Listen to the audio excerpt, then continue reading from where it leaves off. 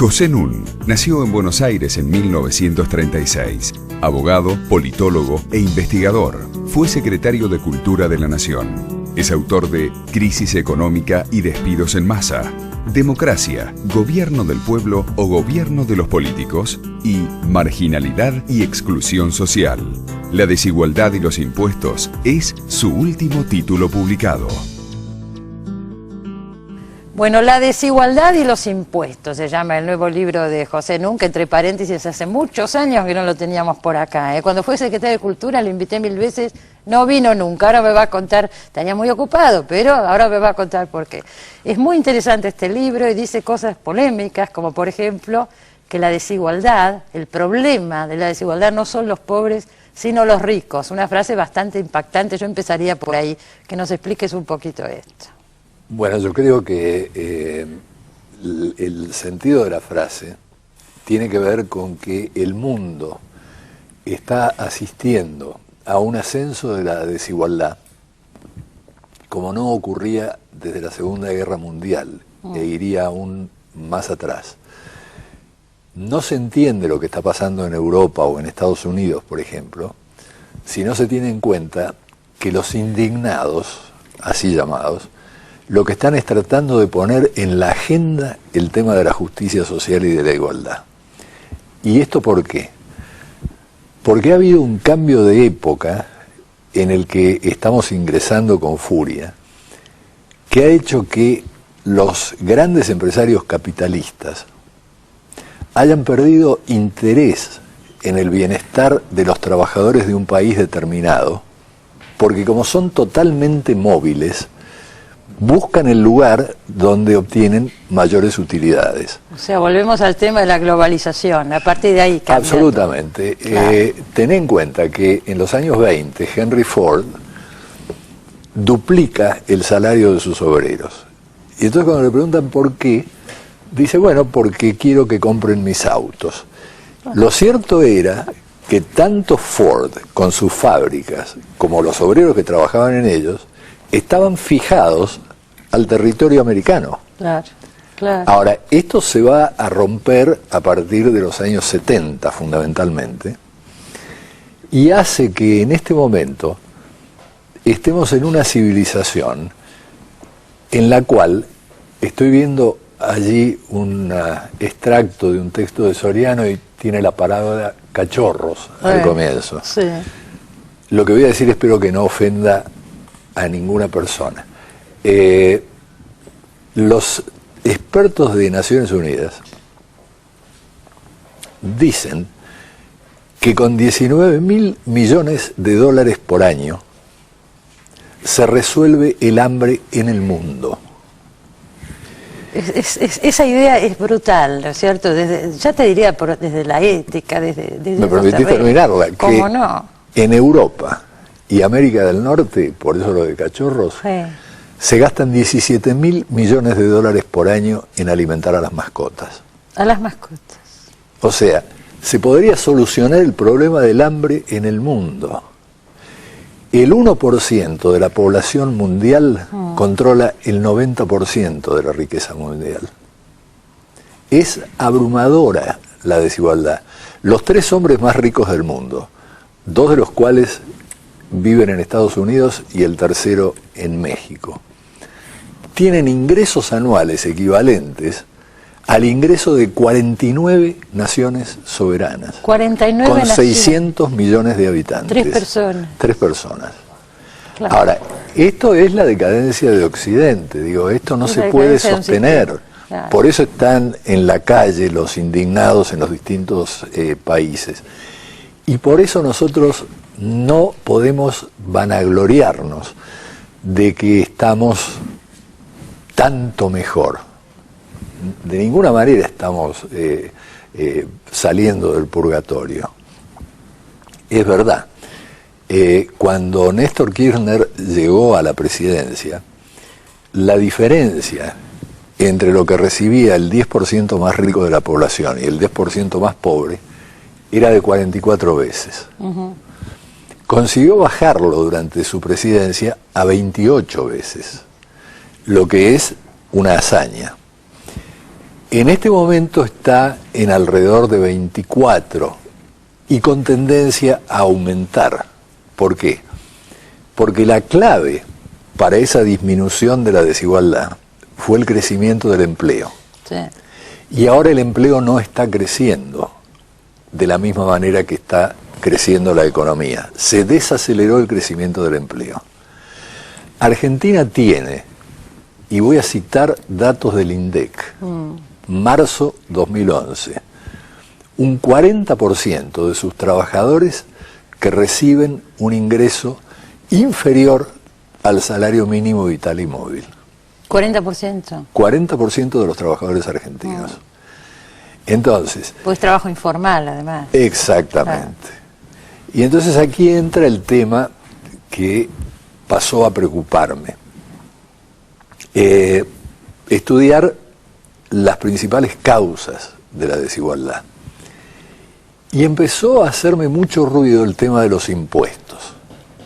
Por supuesto no soy un especialista en impuestos, pero yo considero que la obligación del intelectual público es abocarse a los problemas, ponerse a estudiarlos, procesarlos y ponerlos a disposición del público. Por eso el subtítulo del libro es Introducción para no especialistas. Exacto, muchísima gente que no es especialista puede entender fácilmente de lo que se está hablando en el libro, y además, como son 2 tomos, en el segundo tomo te rodeaste de un grupo de expertos. Exactamente, para profundizar los temas. El tema de los impuestos, fundamentalmente. Acá la cuestión que tenemos que plantear es que el tema de los impuestos no es un tema tan complicado como se presenta. Hay un interés ideológico en presentarlo así. ¿Como complicado? Como muy complicado, es un porque problema de expertos. ¿Este sistema de qué años viene? ¿Desde qué época es el sistema impositivo argentino? El sistema impositivo argentino viene desde fines del siglo XIX, con una particularidad. Si a vos te invitan a mencionar una época de oro de la Argentina, y no sos kirchnerista, sino que sos opositor, ¿qué dirías? La época de oro de las argentinas fue la época del ganado y de las mieses. Fue fin del siglo XIX, claro. Comienzo del siglo XX. Bueno, en esa época casi no se pagaban impuestos. No existía el impuesto a las ganancias. Entonces, los terratenientes y los capitalistas extranjeros ganaban fortunas y el Estado argentino se endeudaba. Claro. Claro, bueno, es Irigoyen. Esa historia la he escuchado muchas veces, no solo en esa época. Bueno, en 1918 Irigoyen por primera vez crea un impuesto bastante bajo a las exportaciones. Hasta ese momento no había nada. No había absolutamente nada. Y Argentina no tiene impuesto a las ganancias hasta 1930, que comienza llamándose impuesto a los réditos. En Argentina, hoy en día, los impuestos generan desigualdad. Explícalo un poquito más. Vamos a ver los distintos tipos de impuestos y cómo generan desigualdad. Por ejemplo, los impuestos regresivos, que también me gustaría explayarnos un poco sobre lo que son. El IVA o ingresos brutos. Se llama impuesto progresivo a un impuesto que es proporcional a los ingresos, es decir, que sube a medida que más ingresos tiene el contribuyente. Cuanto más gano, más pago. Cuanto más gano, más pago. En cambio, regresivo es un impuesto que opera en sentido inverso. El 21% del IVA lo pagamos todos. Absolutamente. Claro. Yo oigo cada tanto por televisión a los asesores de grandes empresas quejarse de la presión tributaria que hay en Argentina, que es brutal. La presión tributaria en Argentina, y después vamos a hablar de cómo está compuesta, la presión tributaria es del orden del 32%. Entonces uno supondría, bueno, ese promedio del 32% se le aplica a todos por igual. No. Cuando vos te fijás, el 20% más rico de la población tiene una presión del 37%. Pero el 20% más pobre tiene una presión del 44%. Claro. A menores ingresos, la proporción. Mayor castigo. Claro. Ahora, esto lleva a plantear un tema que yo quisiera dejar establecido, digamos. Hay 2 formas en que el Estado puede intervenir en la distribución del ingreso. 2 caminos. Seguro. Cómo recauda y cómo distribuye. Correcto. Claro. Ahora, Cómo recauda tiene a su vez tres fuentes para hacerlo. Una es la recaudación de impuestos. Otras son las ganancias de las empresas públicas. Esto es significativo únicamente en países donde el Estado controla el principal recurso, caso de Venezuela con el petróleo, de Chile con el cobre, ese tipo de situaciones. Hoy no tenemos YPF. Hoy no tenemos ni siquiera YPF. No. El tercer camino es el endeudamiento. No por casualidad, los sectores dominantes en la Argentina predican el endeudamiento, que la salida para Argentina es pagarle al Club de París, volver al terreno de la deuda. La deuda contraída en época de la dictadura le lleva costado al país, como recordaba en un artículo Pino Solana, más de 260.000 millones de dólares. Yo soy muy mala para las cifras y no recuerdo, pero lo que aumentó la deuda pública en los años de dictadura era escandaloso. No solamente escandaloso, sino que 3/4 partes es fraudulenta. Claro, bueno, además está eso, ¿no? Hay un fallo de un juez del año 2000 estableciendo esto, y ahora por suerte un fiscal está reabriendo, activando otra vez la causa. Ese tema. Pero vuelvo a las fuentes de financiamiento. Las tres fuentes de financiamiento. En Argentina es evidente que la principal, de lejos, es el sistema fiscal, son los impuestos, ¿no es cierto? La otra pata de la redistribución es el gasto público.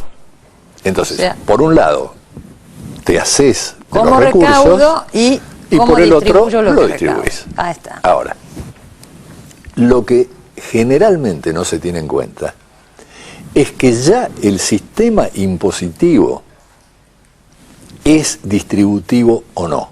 En otras palabras, si es un sistema regresivo, es un sistema que ya está afectando la distribución.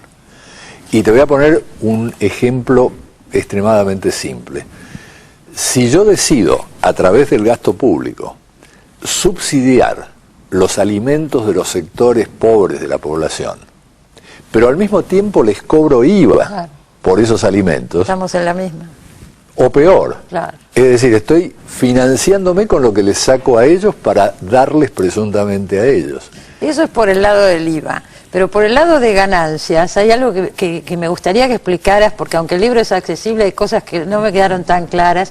Decís que un problema del impuesto a las ganancias es que la gran parte se grava a las empresas y no a las personas físicas, individuales. ¿Cómo es eso? La cuestión es así. En los países avanzados, en los países desarrollados, el 70%, 72% del impuesto a las ganancias lo pagan las personas físicas. Y el 28, 30% lo pagan las empresas. En Argentina ocurre exactamente al revés. Peor. En Argentina las personas físicas pagan alrededor del 30%, mientras que el promedio latinoamericano es de un 40%. Y Brasil y Chile se acercan al caso de los países desarrollados. Pagan casi el 70% a las personas físicas. ¿Cuál es la clave de la diferencia? Como la mayoría de los sectores económicos están altamente concentrados, entonces tenés un grupo de 4 o 5 empresas en esos sectores que son formadoras de precios. Y pueden prever en su estructura de costos el impuesto a las ganancias que van a tener que pagar. Claro. Entonces, y como son formadoras de precios, lo pasan a los precios y lo pagan otras empresas a las que abastecen, que a su vez repiten el procedimiento, o los paga el consumidor final. Tanto es así que tributaristas muy eminentes como Gómez Sabaini o Cetrángolo dicen: en Argentina el impuesto a las ganancias no es progresivo, es regresivo. Ahora, el gobierno de Kirchner aumentó la recaudación del impuesto a las ganancias, que se evade brutalmente. Sí, digamos, ese es otro tema, la cultura tributaria de un país. Y en la Argentina tradicionalmente hay una cultura de evasión, ¿no es cierto? Claro. Es un tema también muy importante. Yo quisiera que lo abordáramos especialmente, pero si me dejás, antes de llegar a eso, a pesar de que se ha combatido la evasión. La evasión actual del impuesto a las ganancias supera largamente el 50%. Debe estar en el 60-70%. En términos del Producto Bruto Interno, lo que se recauda de impuesto a las ganancias, de esta manera distorsionada que estoy diciendo. Sí, con las empresas, todo lo que hablamos, el 70%. Claro, vos sos accionista de una empresa, ¿no es cierto? Vos no pagás un centavo por los dividendos que te pagan. Claro. Los dividendos los paga la empresa.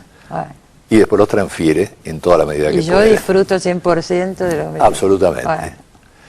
Los únicos que están fregados, como dirían los chilenos, con los impuestos a las ganancias. Los asalariados. Los asalariados registrados.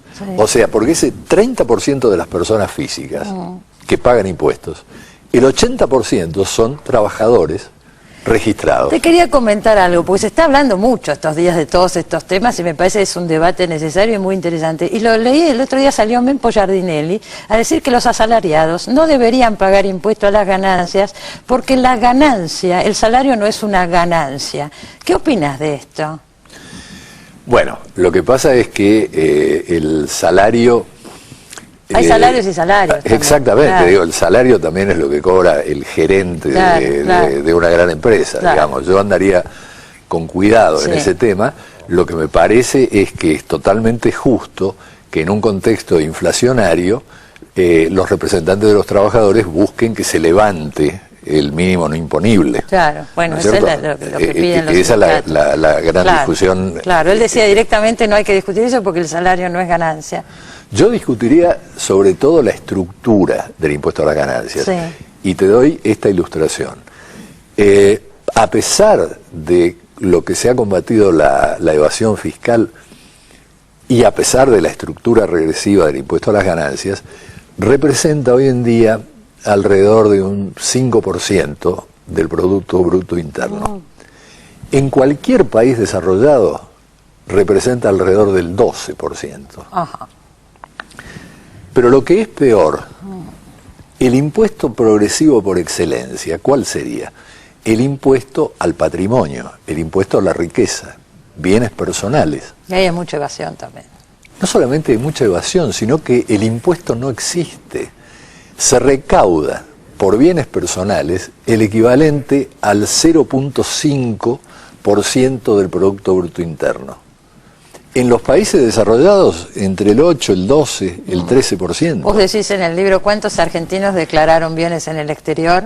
4.500. Claro, 4.500. Basta pasearse por Punta del Este para darse cuenta que es un absurdo. ¿No es cierto? Bueno, y digo, después está el tema del impuesto a las transacciones financieras, a los plazos fijos, a la venta de acciones. No hay, están exentos. Están exentos. Las rentas financieras están exentas. Claro. Entonces... Bueno, es un sistema de una injusticia palmaria. Lo ha compensado un poco en términos distributivos el tema de las retenciones que tanto ofende al sector agrario. Bueno, lo que pasa es que el sector agrario está estratificado y entonces se aplicó mal de entrada. Hay diferencias entre el pequeño productor, el gran terrateniente, etcétera. Exactamente. Pero que las retenciones son justas. Vos hablás de una gran reforma impositiva que por supuesto tendría que ser una gran discusión en el Congreso, tendría que salir por ley y obviamente va a haber muchas reticencias a todo esto, ya lo sabemos, ¿no? Claro, yo creo que con la reforma impositiva hay que tener bastante cuidado. En otras palabras, ningún político significativo, digamos, en términos de apoyo de votos, normalmente va a propugnar una reforma impositiva. Y las razones son obvias. Al político lo que le importa son los votos, ¿verdad? Y una reforma impositiva es un proceso muy complejo, porque estamos hablando de cambiar toda una estructura. Exacto. Entonces lleva bastante tiempo, con un inconveniente muy evidente. Cuando comenzás a presentar proyectos que alteran esta estructura, los que van a ser afectados se dan cuenta de inmediato y sus lobbies empiezan a funcionar a pleno. Los que van a ser beneficiados todavía no se dan cuenta, porque va a tardar 1 o 2 años hasta que les llegue algo. Seguro. Viene un trámite legislativo complejo, vienen demoras, como las que estamos presenciando en muchos órdenes en el plano parlamentario en Argentina, ¿no es cierto? Que los proyectos de ley se demoran, se mueren. Entonces, ¿por qué va a ser ese empeño el político? Si todo lo que va a tener para él son costos, le van a retirar financiamiento los lobbies que se sientan afectados. ¿Cuál es la solución? Entonces están los que te dicen no hay solución. Las grandes reformas impositivas se han hecho después de revoluciones, después de guerras o después de golpes de Estado. Sí. Pero yo creo que sí hay caminos. El camino comienza por una toma de conciencia del problema. Este programa y el tema que estamos debatiendo es un trechito en ese camino. Porque es necesario que la ciudadanía tome conciencia de un problema que desconoce, no sabe de qué se trata. Y acá se relaciona también con lo que yo decía, hace falta un cambio en la cultura tributaria, tener noción de la responsabilidad que implica pagar los impuestos, ¿no es cierto? Absolutamente. Acá hay una cultura de la evasión muy instalada. Yo cuento una anécdota que es absolutamente real, no sé si la llegaste a ver. En la década del 60 me contrataron como profesor en la Universidad de California en Berkeley. Y a las 2 semanas de haber llegado, de la Universidad de Stanford me invitan a participar de una conferencia. Palo Alto, donde está Stanford, está a 1 hora más o menos de distancia de Berkeley. Era un día domingo.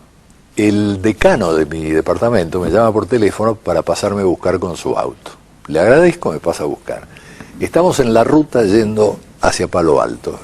Y un auto, cosa insólita en Estados Unidos, toca furiosamente la bocina atrás y le hace señas de que se detenga. Yo estaba totalmente desconcertado, este hombre para y entonces bajamos del auto. En el otro auto iba un señor con su esposa y sus 2 hijos. Y entonces le dice, mire, yo pago mis impuestos. La Universidad de California está financiada con mis impuestos. Hoy es un día domingo y usted está manejando un auto que tiene placa de la Universidad de California. Explíqueme por qué lo está haciendo. Es la idea del entonces yo dije, ¿no? Claro, entonces yo dije, como buen argentino, le dije, ahora le pego una piña. Fue al baúl, abrió el baúl, sacó todos los papeles de la conferencia y le dijo, usted tiene todo el derecho del mundo a preguntármelo y yo a explicarle. Y le mostró todo, el señor le agradeció, le dio la mano, nos deseó una buena conferencia. Y el decano no me hizo ningún comentario, a él le parecía natural. Un hecho natural. Dije, ahora, si nosotros, sí, claro. Pero si nosotros pensamos que estamos hablando del mismo país que en este momento tiene las manifestaciones alrededor de Wall Street y todo lo demás, pensamos que hay algo también muy fuerte que ahí falló. Yo te propongo, creo que nos queda un poquito de tiempo, hacer un corte y hablar un poco en el próximo bloque de la situación internacional, porque también hay muchos elementos que están contados, tratados en tu libro y que me parece que vale la pena desarrollar acá. Encantado, con mucho gusto. Enseguida volvemos, no se vaya que seguimos con José Núñez.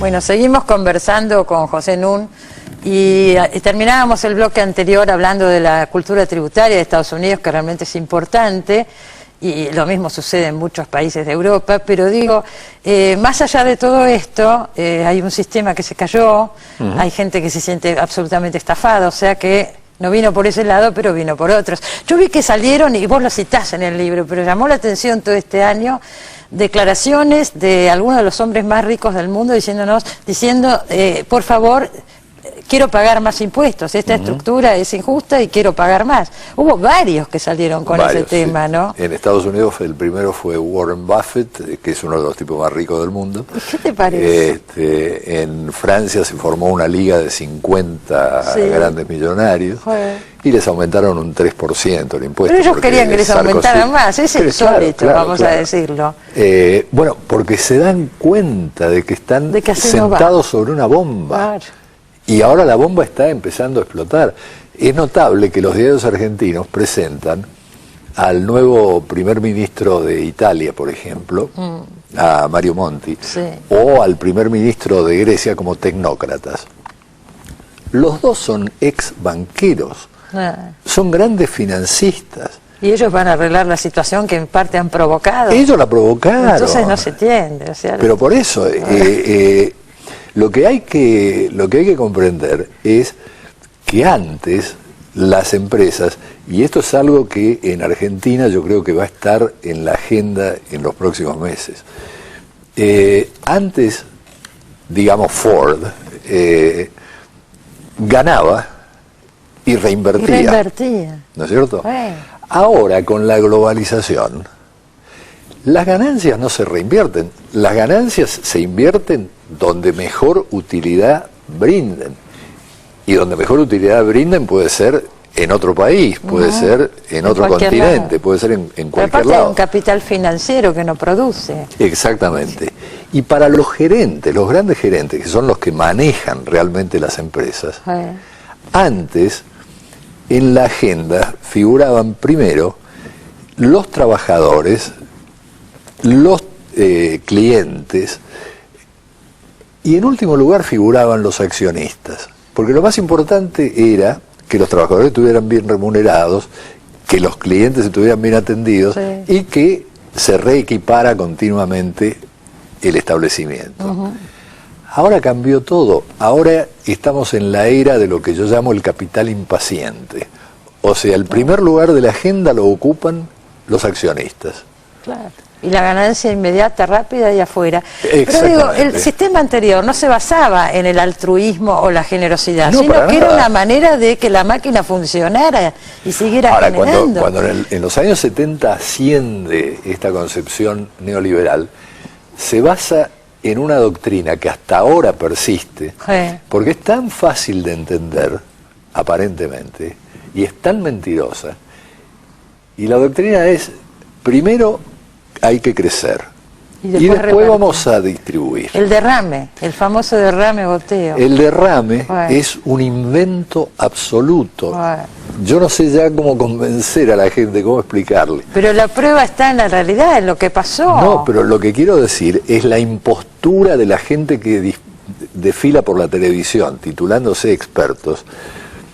En inglés, la teoría neoliberal, para lo que valga, llamó goteo a la posibilidad de que si hay crecimiento, a la larga este crecimiento va a gotear en más puestos de trabajo, más salarios.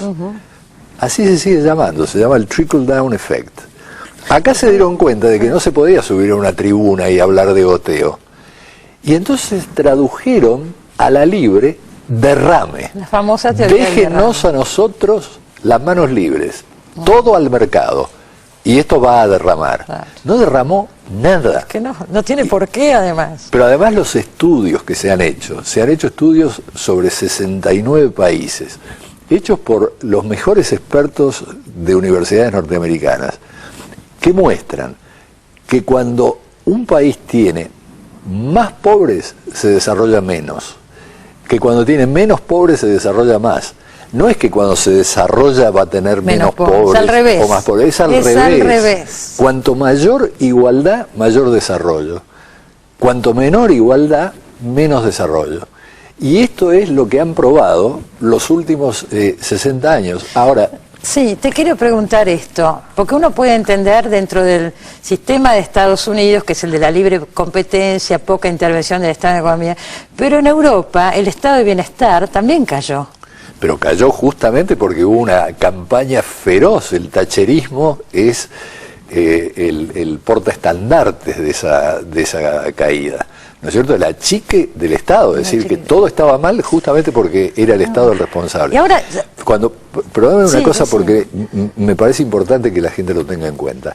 Cuando vos decís lo de la cultura de la solidaridad, una cultura tributaria, de pertenecer a una sociedad ahora, fíjate cosas simbólicas. ¿Vos sabías que Argentina es el único país del mundo donde los jueces no pagan impuestos? Sí, bueno. Es el único. Se debatió en un momento y después quedó ahí ese debate. ¿Te acordás que se habló en un momento de eso? Se habló, pero no se lo dejaron tocar. Bueno, porque pero es que no... alegan que la Constitución establece la intangibilidad, etcétera. En Estados Unidos, de entrada quisieron hacer lo mismo. La reacción fue tan fuerte que los jueces pagan impuestos. No hubo forma. Martínez de Hoz, 1976. Saca el impuesto a la herencia. Me acuerdo perfectamente. No existe hasta el día de hoy. Sí. Ahora, los economistas del sistema, digamos, los que defienden a las grandes empresas, dicen, bueno, lo que pasa es que con el impuesto a la herencia se recauda muy poco. Se recauda muy poco. Si se recaudara lo que se recauda en los países desarrollados, sería por lo menos el 50% del presupuesto del Ministerio de Ciencia y Técnica. Más del 75% del presupuesto de la Secretaría de Cultura. Es exactamente así como hay que verlo. Bueno, se pierde un dinero que se puede utilizar en esto, concretamente. Estamos hablando de cosas lo de los jueces. La Secretaría los de jueces, Cultura, vos decís... ahora voy a hablar un poquito. Sí. Claro, vos decís los jueces. Bueno, puedes decir, pero ¿cuánto vas a recaudar con los jueces? Está calculado. Si los jueces pagaran impuestos, se recaudarían 269 millones de pesos más por año. Sí. ¿Cuántas escuelas podés construir con eso? Así de simple, pero aparte simbólicamente también representa que los sectores, digamos, privilegiados, porque lo son, como tantos otros de la población, aporten para el bien común. En un momento que se pide que la gente renuncie a los subsidios. Claro. Me parece bien que se pida esto, pero que se le pida a los señores jueces que paguen impuestos. Exactamente. De la Secretaría de Cultura, que decíamos, necesita fondos. ¿Cuánto tiene del presupuesto? El 0,25 creo que es. La UNESCO recomienda el 1%. El 1% o más. Vos eso lo has vivido, vos fuiste secretario de Cultura. No nos visitaste en ese momento, pero bueno, no me ofendo y pregunto ahora. Porque el trabajo era feroz, pero... bueno, siempre un ratito hay. No desfilé mucho por los medios de comunicación, estaba muy dedicado a andar por el país, porque mi política cultural estuvo enfocada en el federalismo, lo sé bien. En el federalismo, y a los sectores más marginados y vulnerables, ¿no? Lo que no te da rédito político, porque el rédito político te dan los grandes actos. Los recitales de rock en la ciudad de Buenos Aires, que no lo necesita porque su presupuesto en cultura es superior al presupuesto en cultura de la nación. Y ahora que estás dedicado a la vida académica, exclusivamente. Totalmente. Y a libros como este. Que me parece que son necesarios. La verdad que sí, mirá el tiempo que hemos hablado y los temas que se han tirado, que seguramente van a ser debates que se van a dar en los próximos años, ¿no? Claro, estoy seguro que sí. Ojalá. Sobre todo, fíjate que la presidenta, de buena fe, está pidiéndole a los empresarios que reinviertan. Ahora, lo que hay que tener en cuenta es que sigue vigente la ley de inversiones extranjeras de Martínez de Hoz, no fue derogada, que le dio unos privilegios extraordinarios al capital extranjero. Privilegios extraordinarios que le permitió al capital extranjero quedarse con tantas empresas públicas nacionales. En los 90. ¿No es cierto? En los 90. Y en los 2000 también, en esta última década también. Ahora, decirle a una gran empresa extranjera reinvierta y suponer que va a hacer caso por razones de bondad, choca contra la evidencia. O sea que esa es otra ley que habría que reformar, ¿no? Pero absolutamente, absolutamente. Además, los empresarios extranjeros, gracias a Menem, tienen una ventaja. Si hay disidencias con el Estado argentino, pueden acudir al CIADI, a un tribunal internacional. Los empresarios argentinos no. No pueden. Entonces hay mucho para hacer, y en este momento la mayor parte de las exportaciones argentinas las hacen empresas extranjeras. De manera que es muy difícil lo que viene si no hay gran apoyo popular, y este apoyo popular solo puede materializarse si la gente toma plena conciencia de la situación en que estamos. Bueno, el apoyo popular se demostró en las elecciones. Ahora hay que poner, además, con actitudes, ¿no?, concretas. No tiene que ser solamente apoyo a personas, tiene que ser apoyo a políticas, tiene que ser apoyo a planes, a programas, a proyectos. Exactamente. Y tener conciencia de cómo eso incide en la vida nuestra de todos los días, porque esa es la verdad. Bueno, me tengo que ir al corte, yo seguiría charlando, porque los temas son infinitos, lo tenemos a Luisa Valenzuela, así que te agradezco mucho, Pepe, que hayas venido. Muchas gracias. Señores, enseguida volvemos, no se vayan.